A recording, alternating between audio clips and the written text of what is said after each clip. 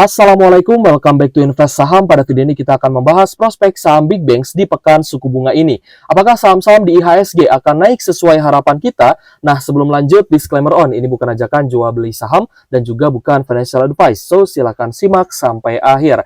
Jadi, pekan ini akan menjadi pekan yang cukup sibuk, guys ya. All eyes on FOMC meeting the Fed, yang mana semua mata tertuju pada keputusan tingkat suku bunga yang akan diambil oleh The Fed. Tapi kemungkinan besar ya sesuai jadwal memang The Fed ini akan segera memangkas suku bunga tepatnya di 18 September 2024 guys ya. Namun di sini kita melihat ya ternyata bukan hanya The Fed saja yang akan pangkas suku bunga atau mengumumkan ya terkait tingkat suku bunga di Amerika Serikat, namun ada beberapa negara lainnya yang juga akan mengumumkan tingkat suku bunganya. Di sini ada Indonesia yang kemungkinan besar guys ya akan memangkas suku bunga sedikit lebih awal dibandingkan The Fed ya, dan kita berharap hal itu juga terjadi.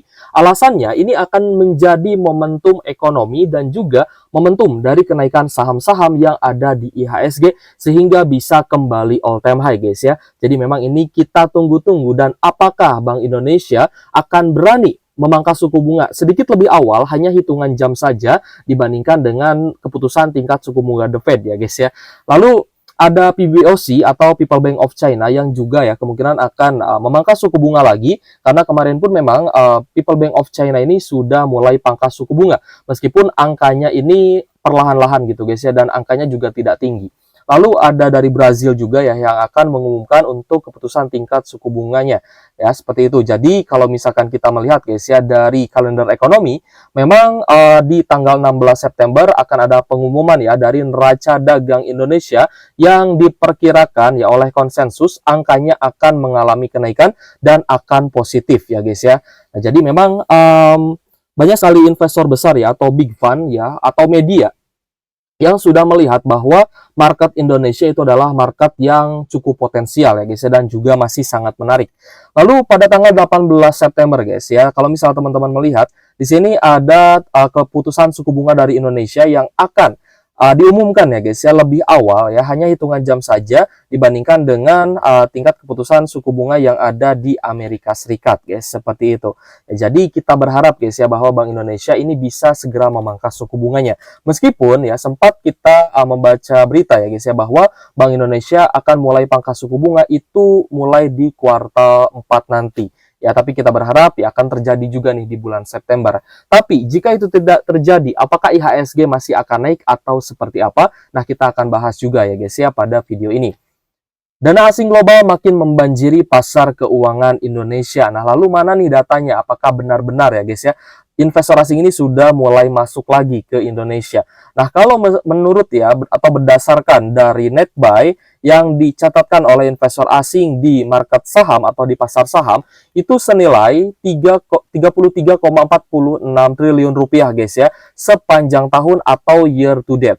Ya, jadi secara year to date asing ini sudah net buy 33,46 triliun, termasuk ketika terjadi sell in Mei kemarin. Ya, ketika sell in Mei kan investor asing banyak membuang saham ya guys ya yang ada di IHSG.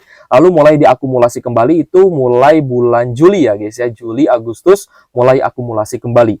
Nah, tapi ya guys ya berdasarkan semester 2 hingga 12 September ini, investor asing itu masih membukukan pembelian bersih terhadap SBN atau surat berharga negara atau obligasi itu sebesar 44,33 triliun rupiah guys ya. Sehingga investor asing ini menguasai 854 triliun rupiah terhadap SBN ya, atau surat berharga negara di Indonesia, yang menjadi angka kepemilikan tertinggi sejak Juli 2023 silam guys ya. Jadi teman-teman bisa bayangkan ya, dana asing yang sebegitu besarnya ya guys ya, yang saat ini ya sudah berada di obligasi negara ya, yang saat ini sudah berada di SBN negara, jika ya sebagiannya saja masuk ke saham ya guys ya yang ada di IHSG, maka IHSG bisa kembali all time high dan akan banyak saham yang memiliki likuiditas tinggi yang akan diakumulasi oleh investor asing, dan itu pun sebenarnya juga menjadi harapan kita guys ya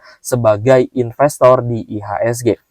Oke guys, jadi ya memang kita melihat adanya kecenderungan ya bahwa IHSG ini bisa naik kembali, terutama ya guys ya jika terjadi soft landing, dan kita pun berharap hal itu terjadi.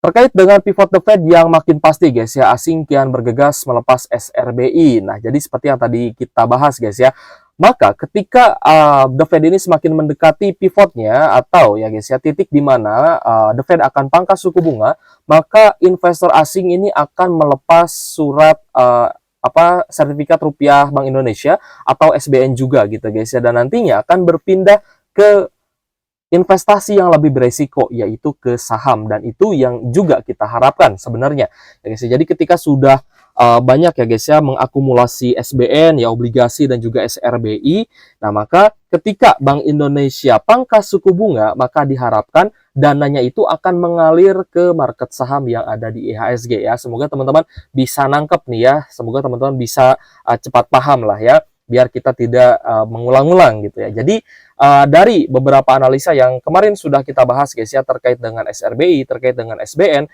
dan apa korelasinya dengan bond yield yang ada di Amerika Serikat yang turun, itu sebenarnya sentimen yang sangat positif ya guys ya untuk Indonesia. Itu sentimen yang positif untuk saham-saham di IHSG ya guys ya. Teman-teman juga silahkan ya bisa baca-baca berita-berita seperti ini agar teman-teman juga lebih paham lagi ya. Jadi ketika nanti ada satu berita yang positif atau ada berita lainnya yang negatif, teman-teman instingnya akan langsung nangkep gitu ya. Jadi tidak lagging lagi seperti itu. Oke guys, terkait dolar Amerika Serikat yang mengalami kejatuhan guys ya, dan mendekati level terendah sejak Januari, ini juga menjadi sentimen yang positif untuk market saham di Indonesia gitu ya. Apalagi rupiah kita itu berada di level terendahnya secara year to date di level 15.364 rupiah per 1 USD-nya, dan ini juga menjadi sentimen yang positif.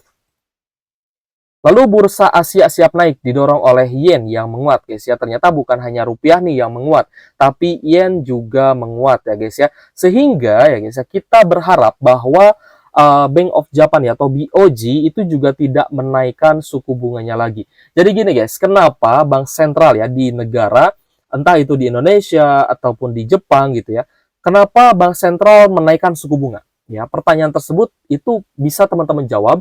Ya, jawabannya adalah negara-negara emerging market ya seperti Indonesia, Jepang dan lainnya itu menaikkan suku bunga ya itu adalah bukan untuk menekan inflasi, tapi lebih untuk stabilitas nilai mata uangnya gitu ya. Jadi ketika yennya ini melemah ya maka ada ada indikasi ataupun kepentingan ya bahwa BOJ akan menaikkan suku bunga kembali gitu ya agar yennya menguat.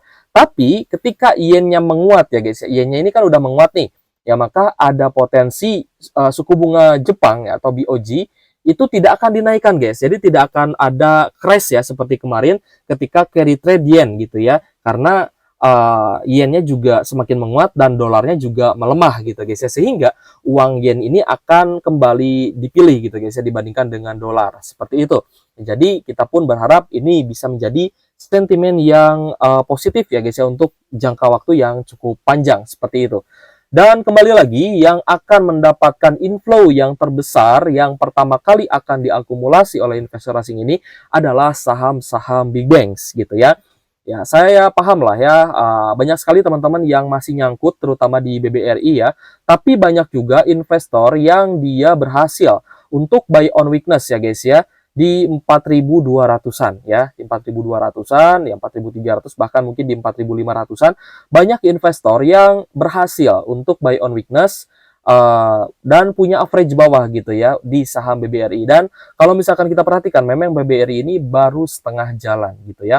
Baru naik nih ya setengah jalan, tapi ya kalau misal kita bandingkan dengan saham big banks lain, tentu saja BBRI ini ya upside-nya lebih menarik gitu ya dibandingkan dengan big banks lain. Kalau misalkan big banks lain itu mendekati level all time high ya guys, dengan potensi kembali all time high, maka BBRI jika kembali all time high lagi maka akan menembus resisten sebelumnya di 6.400-an, sehingga upside yang dimiliki oleh BBRI di harga ini pun jauh lebih menarik ya dibandingkan dengan Bank Mandiri dan juga BBCA. Seperti itu ya. Jadi untuk teman-teman yang mungkin merasa ketinggalan nih di Bank Mandiri dan juga BBCA, nah bisa coba melirik saham BBRI ini ya guys ya. Jadi kalau misalkan pun ya guys ya ada penurunan ya ketika pivot the Fed atau di hari H ketika the Fed pangkas suku bunga ya ada gejolak market gitu guys ya, maka teman-teman harus bisa memanfaatkan hal tersebut untuk terus melakukan DCA atau cicil beli gitu ya terhadap saham-saham yang teman-teman memang ingin investasikan seperti itu. Lalu ada juga saham BBNI yang kemarin juga sempat naik guys ya. Jadi untuk Bank BNI juga perlahan-lahan mulai naik dan kenaikannya kita melihat juga lebih tinggi ya dibandingkan saham BBRI tadi.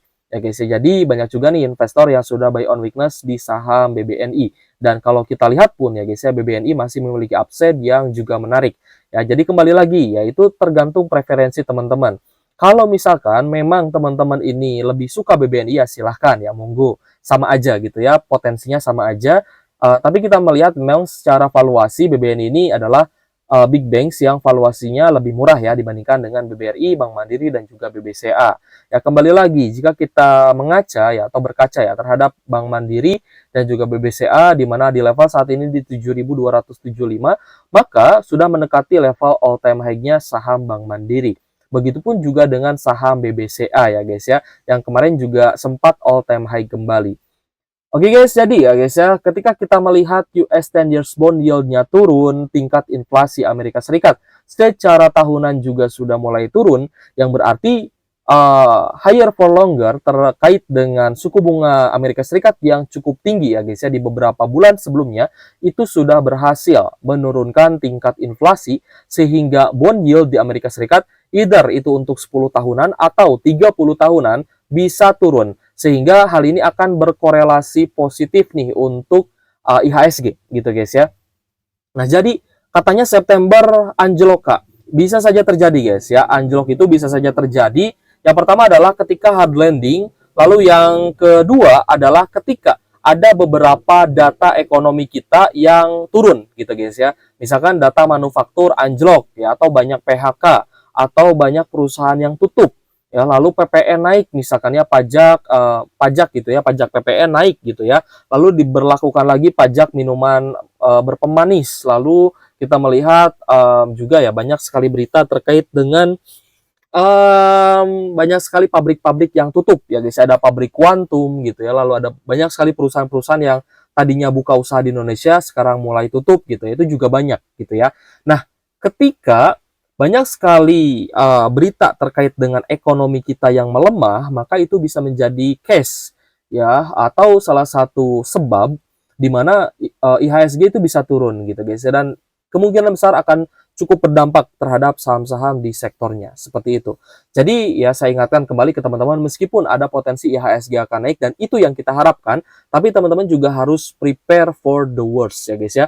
Jika ada satu hal negatif yang terjadi dan menjadi pemicu market crash di bulan September atau di bulan Oktober, maka teman-teman harus siap ya karena secara seasonality hal itu biasa terjadi gitu ya. Jadi ya di sisi lain kita optimis nih dengan IHSG akan naik, tapi di sisi lain pun kita sudah paham ya bahwa secara seasonality yang pertama akan ada window dressing, lalu yang kedua ada potensi ya beberapa makro atau mikroekonomi juga bisa turun gitu ya, bisa memburuk lah ya, baik itu mungkin dari Cina ataupun dari negara lain ataupun dari dalam negeri sekalipun seperti itu.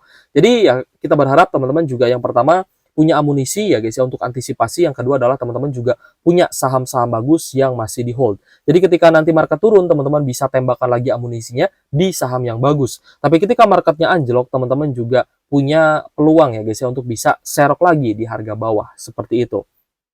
Oke guys, jadi kesimpulannya ya kita cukup optimis ya bahwa IHSG bisa terkena sentimen yang cukup positif, apalagi saham-saham big banks yang kita lihat kenaikannya juga belum terlalu signifikan ya. Contohnya adalah BBRI dan juga BBNI, jadi silahkan teman-teman dianalisa kembali ya, tetap do your own research seperti itu. Jika ada pertanyaan boleh tulis saja di kolom komentar. Thank you for watching, see you on the next video. Wassalamualaikum warahmatullahi wabarakatuh.